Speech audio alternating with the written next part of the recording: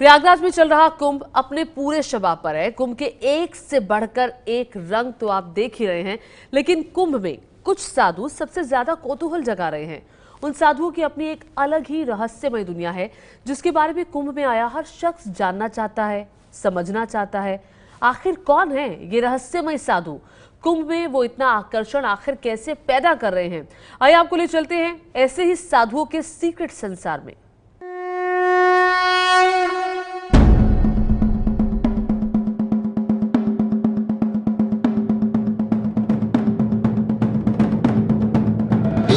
जंब पर वादवसु अंब पर रावण सगंब पर रघुकुल राज है।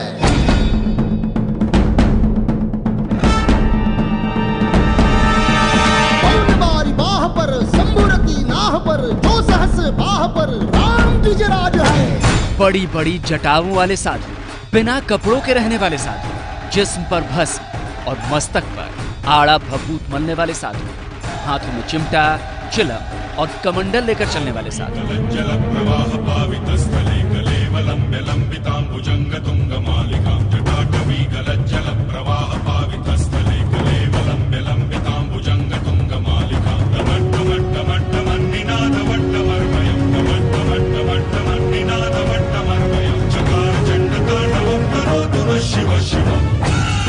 किसी भी कुंभ की सबसे दिलचस्प तस्वीर यही होती है।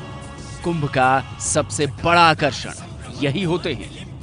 ये नागा साधु हैं, जिनके कुंभ में एंट्री आम श्रद्धालुओं को एक अलग ही रहस्य लोक में ले जाती है। नागा साधुओं की अहमियत इतनी है कि कुंभ में शाही स्नान भी इनसे ही शुरू होता है। आखिर ये नागा साधु हैं कौन? ये आते कहां से हैं? ये रहते कहां हैं? और ये नागा साधु बनते कैसे हैं? ये जानना उतना ही रहस्यमयी है जितने रहस्यमयी ये नागा साधु दिखने में लगते हैं। नागा साधुओं का अपना संसार ऐसे अनगिनत रहस्यों से भरा हुआ है। ये ऐसे रहस्य हैं जो नागा साधुओं को कुंभ में उत्सुकता का केंद्र बना डालते हैं। हर नजर उनकी तरफ होती है, वो इसलिए क्योंकि नागा साधुओं की अपनी ही एक दुनिया है। केदारनाथ में इतनी बर्फ पड़ती है, क्या वहाँ भी आप इसी भेष में रहते हैं? जी हाँ, हम वहाँ भी इसी वेश में रहते हैं और वहाँ भी हम लोग भस्मी रमाते हैं। मात्र एक चद्दर और ओढ़ लेते हैं। भोलेनाथ की विशेष भक्ति करते हैं, उससे हमें वो शक्ति प्राप्त होती है।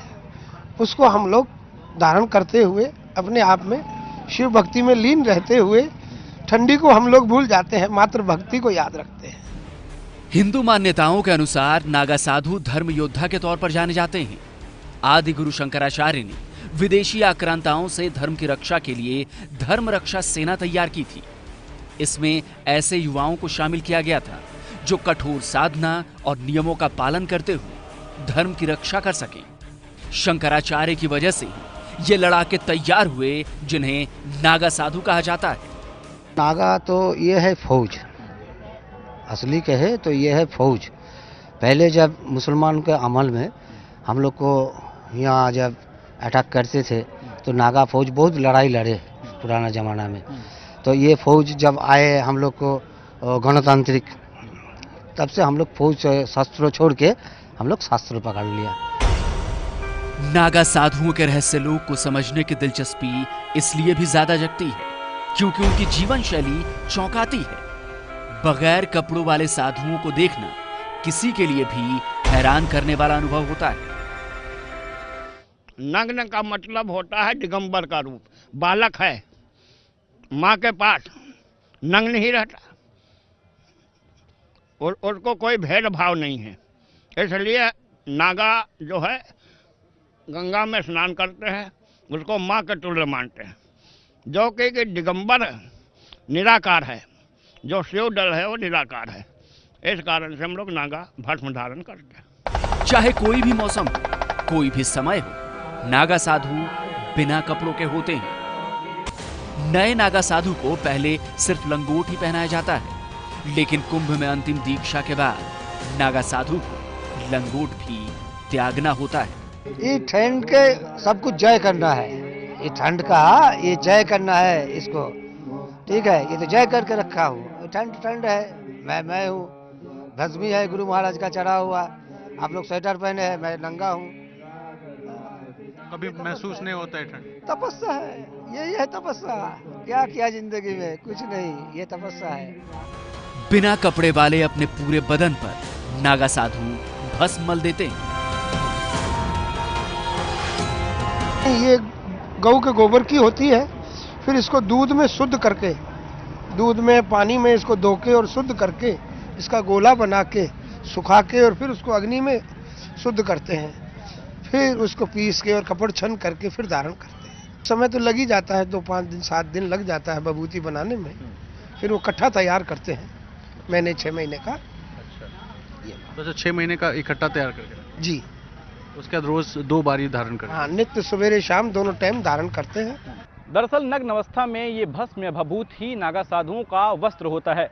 बदन पर मली गई ये भभूत इन नागा साधुओं को बहुत सारी आपदाओं और संकटों से भी बचाती है। ये भभूत इन साधुओं की मच्छरों और वायरल से भी रक्षा करती है। कहा जाता है कि नागा साधुओं का प्रमुख श्रृंगार ये भभूत ही होता है। नागा साधुओं के लिए कुंभ इसलिए भी खास होता है क्योंकि कुंभ के दौरान नए नागा साधुओं को दीक्षा दिलाई जाती है। नागा साधु अलग अलग अखाड़ों में रहते हैं। इन्हें अखाड़े का सैनिक भी कहा जाता है। हिंदू धर्म की मान्यताओं के मुताबिक धर्म के सैनिक होने के नाते नागा साधुओं को श्रेष्ठ स्थान हासिल है। यही वजह है कि कुंभ का शाही स्नान भी इनके स्नान के साथ ही शुरू होता है। नागा साधुओं की टोली जब संगम पर स्नान के लिए पहुंचती है तो पूरे घाट को खाली करा दिया जाता है। भगवान शिव के उपासक नागा साधुओं की अपनी ही दुनिया है, जिसमें कहीं वो भस्म मले तो कहीं धूनी रमाए दिखते हैं। यही इनकी पहचान भी है। आप लोग कभी बाल नहीं बनवाते, कितने साल से ये आपने ऐसे बाल रखा? ये हमारी 14 साल की जटा है। अच्छा जी। तो कब तक रखेंगे?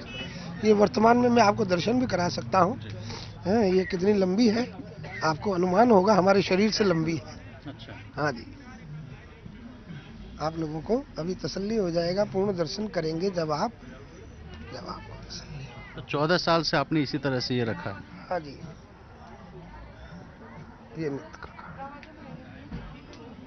ये इतनी लंबी जटा जो है, हाँ, मतलब इसको कैसे आप लोग बचा के रखते? इसको सिर्फ कंघी नहीं लगाते हैं। हाँ, कंघी नहीं चलता है। तो नागा साधुओं की ये रहस्यमय दुनिया आपने देखी और कुंभ में ये खासतौर पर आकर्षण का केंद्र है। ज्यादातर लोग उन्हें वहां पर देखने भी पहुंचते हैं कुंभ के साथ साथ। ये है एबीपी न्यूज़, आपको रखे आगे।